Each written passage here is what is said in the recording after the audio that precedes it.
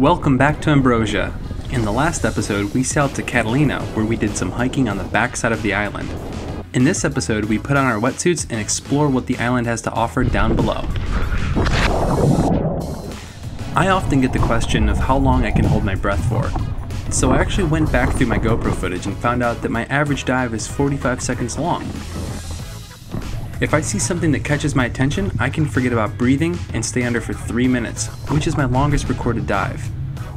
Most of my dives, nothing special happens, like this one, and I usually cave into the contractions that start around 30 seconds, and I surface to breathe around 45. This first dive was exactly 38 seconds long, so about average for me. I'll find an area closer to shore with better visibility and stay under for longer to identify some fish.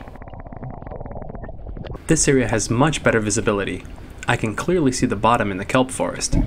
I'd say the visibility is upwards of 50 feet, and it's just a typical day in Catalina. You can rarely get this kind of visibility diving from shore on the mainland. I'm going to slow the footage and take a better look at this ecosystem. To my left is a school of calico bass. Most of them are small, but there is one large one that darts behind the kelp.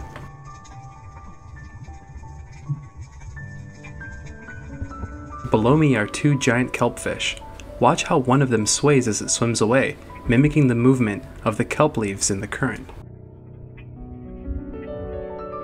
Here we can see the kelp stipes bundled up, and the gas bladders which allow it to float vertically in the water column. A pair of Blacksmith are swimming in the sunlight. These guys rarely get larger than 1 foot in length, but are part of the same family of fish as the famous California sheephead. Looking up from this patch in the forest, I can see plankton raining down from the surface, and I'm reminded of the food chain that sustains all of this life. Although kelp forests are the keystone ecosystems at Catalina, they aren't the only ones.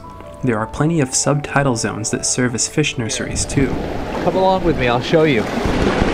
Check out this juvenile zebra perch zooming along. I always thought these were predators given their speed, but they are in fact herbivorous. They love to hang out in the shadow of whitewash, and there's a good chance of finding them anywhere waves meet big rocks. I come across a group of juvenile opaleye as well. This is my favorite fish because of its opal-colored eyes and yellow dorsal fins.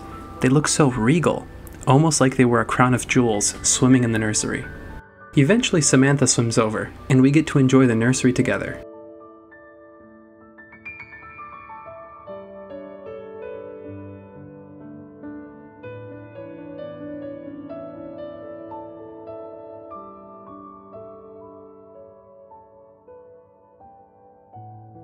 Sam also likes the opaleye and points to a group of them basking in the sunshine.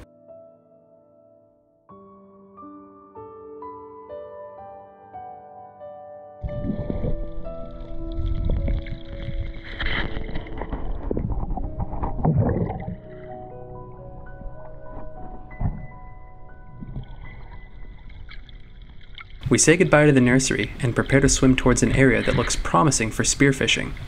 Opaleye are incredibly sustainable and are fair tasting, so large individuals will be on my radar. Sheephead are typical for this area, but should only be taken when they are abundant, since adults curate the kelp forest by predating on sea urchins with their powerful jaws. Calico bass are probably the best tasting fish in these waters, but their minimum legal size is 14 inches, and it takes approximately 7 years for them to reach legal size. The pressures of fishing have definitely reduced numbers of large calico. However, every once in a while, you just get lucky.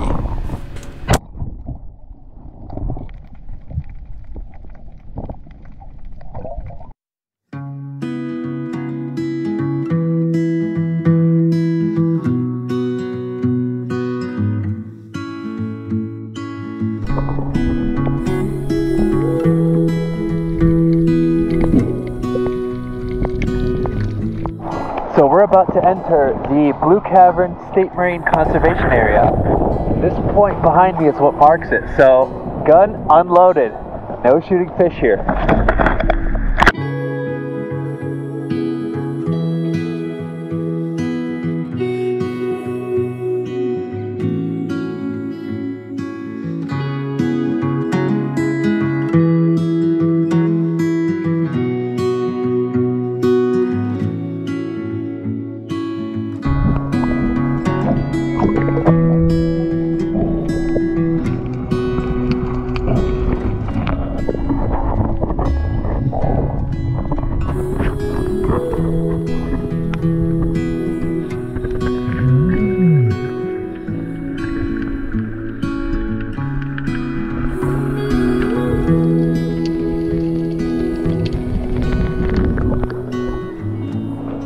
This is pretty cool.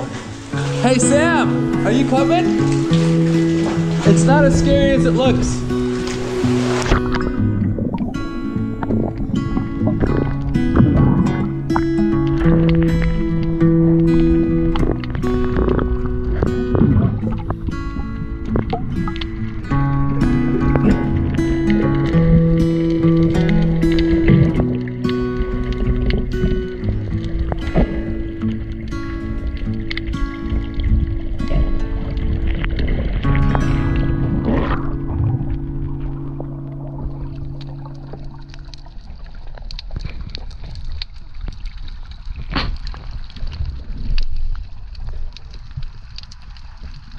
Sam, there were really big lobsters in the back of the cave just hanging out. That was so cool. They were just chilling there. You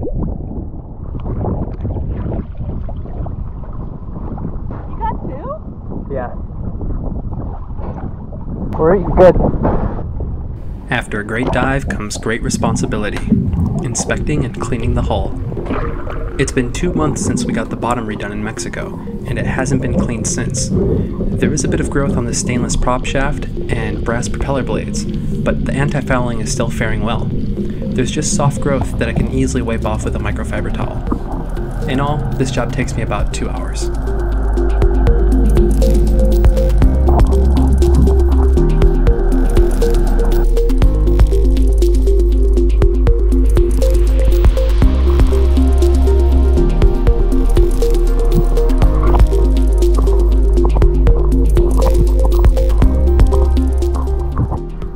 Now that I'm done scrubbing the hull, what are you up to in here? It's fish in a cup. Oh, I'm making some ceviche, huh? Mm-hmm. I take it that's the opaleye? Yep. Yeah, because here's that Calico.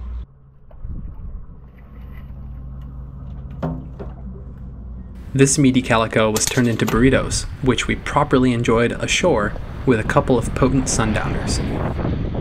We got Sundowners, we got some booze mix inside this thing, we got some beers, and we're just watching the sunset. Oh no, no, no. Where did you cut this? I didn't, it's ripping. And perfectly in 2 places? Yeah. Oh my gosh.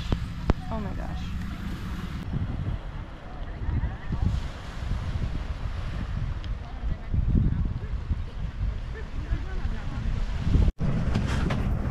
It's a brand new day here in Two Harbors, and I am just dumbfounded by how clean my feet are. Been walking around barefoot, and because there's no dirt on the island, it's all just rocks. It wipes right off. Like, there's no dirt here. It's pretty cool. What are you saying? Look, there's no dirt on my feet. There's no dirt because there's pebbles on the beach, not because there's no dirt on the island. That's what I'm saying. The dirt isn't dirt, it's pebbles. Yeah, remember yesterday? I literally shoved my feet in dirt and it just That's came. still the sandy shore. I'm saying when we go on a hike up a hill. Sam begs to disagree. We're gonna have to have a shootout or something like this. We're gonna have to prove whether or not there's dirt on this island. My money's on no dirt. There's no dirt on this island. So the dirt or no dirt conundrum of Catalina remains to be decided, but in the meantime, Sam and I went for another dive, but left the camera on Ambrosia. So what you're about to see is the footage we recorded immediately when we returned to the boat. So what do you have? Well, we have a leopard shark, but we didn't spear it. Believe it or not, we found it, and here it is right next to me.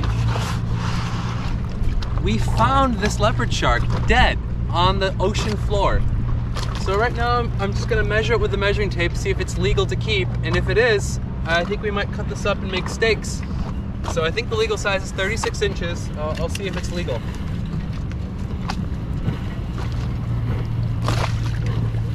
Oh, it's definitely legal size. Wow. Yeah, this can be kept.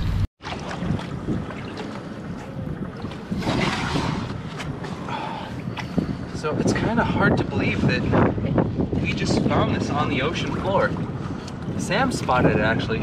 She looked and she thought it was a sandbar or like a, because it was, you know, belly up, white. And I thought it was too until she pointed out it had fins. And you can see their eyes are kind of sand colored, kind of almost bluish. You can see the beautiful patterning here on their skin. They're smooth in this direction and very coarse in the opposite direction. This one's well over 3 feet. This is 3.5 to 4 feet. So it's legal to keep and eat. Yeah, you can see this one's eye is green. It's very beautiful, depending on how it catches the sun. Their mouths are not like the stereotypical sharks. They're scavengers is what they are. So they're not ambush predators like great whites or tigers. They're actually scavenger hunters. So you can see they've got many serrations, many rows of teeth. And it looks like they have a white tongue as well. Yeah. Very, very beautiful creatures, very majestic. This one's also been roughened up a little bit. You can see there's parts of his fin that's been picked off or eaten here, right here on the dorsal fin. You can see some flesh that's been ripped, and also here on the caudal fin. I don't know what this particular shark encountered, but it's been bullied up, to say the least. So I don't know if we're gonna keep and eat this guy if he's still fresh, but this is a lot of meat to go to waste. So I'd hate for something like this to just, you know, be rotting on the ocean floor. Well, luckily the ocean never makes anything go to waste if we choose to. Some crabs will get a good feast out of this guy.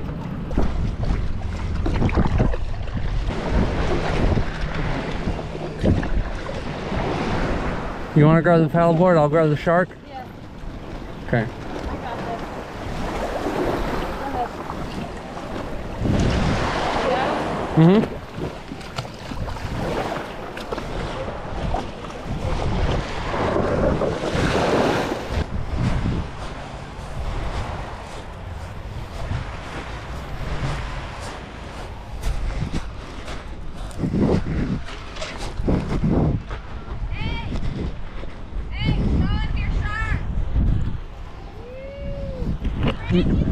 You won't believe this, but we found it. Hell yeah. Would you like to see it? Are you gonna cook it? Yeah. Would you like some? This is more than we can eat. I think it might have just died. It looks like so fresh. Oh my god. We don't know why, but look, it's vatted up right here, see? Oh yeah. On all the fins there's a little bit of show of foul play. See that one right there? Yeah. And if you see here on here? Yep. So it's bleeding from multiple places. We don't know what killed it. It doesn't have a hook in its mouth. Oh, so it wasn't fished. Weird. So it seems like a natural death. Yeah. But it was just sitting on the bottom of the ocean floor. Oh my god. Where were you guys? Right out here? Yeah, right around the corner here. Oh yeah. So we're gonna cut them up, make some steaks, see if the flesh is any good. Bring some down. Yeah. If you want to. All right. If you have extra. Did you touch him?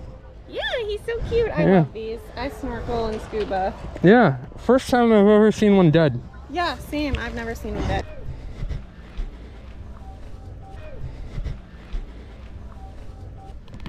Wow.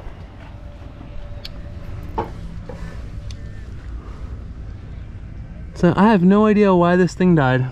It's a beautiful creature. It really is.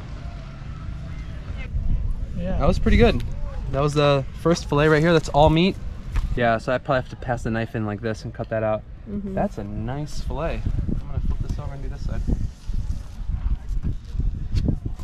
My biggest catch yet was from my girlfriend. Yeah, my girlfriend got me my biggest catch yet. She spotted this leopard shark. So we're almost done filleting it here. It's still kind of surreal, the fact that I've just got shark pieces all over this table overlooking my sailboat in the harbor right there. This was a fresh shark. You can see the meat is still really, really good. It's gonna make for many, many good meals. We're gonna share it with some of the campers that are over here, people on the sailboats, and I think all the shark is gonna get eaten. We've already got 3 whole bags that are full. And some of these pieces are gonna go back to feed the lobsters and the crabs, and this shark will be part of the ecosystem again. Okay, leave that here. We'll be back.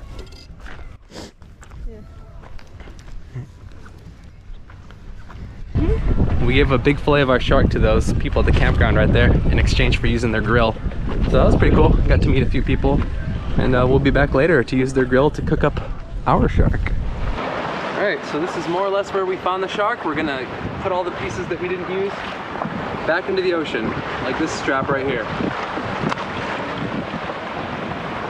And the head with all the fins.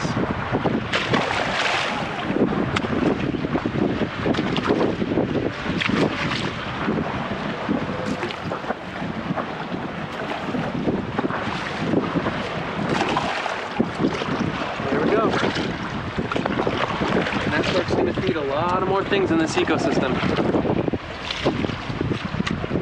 It's a big step up from the last time we were here with that sheep crab. We got a nice plate of crab here with some wheat thins. And this is the other half of the crab that Michael caught today that we are cooking up with a nice grilled lemon.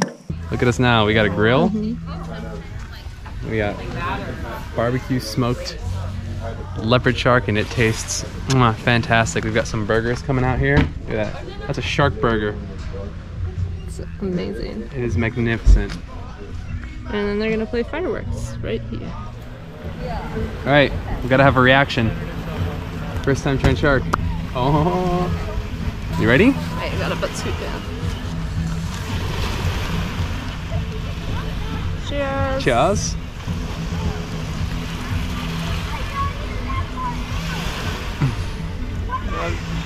That is so good. Oh my god.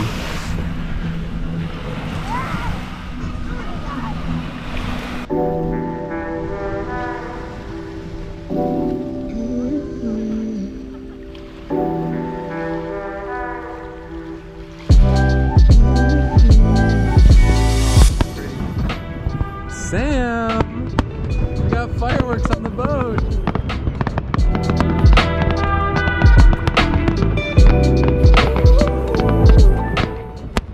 We have had an amazing past couple of days here in Catalina, but it's finally time to pick up anchor and head on out.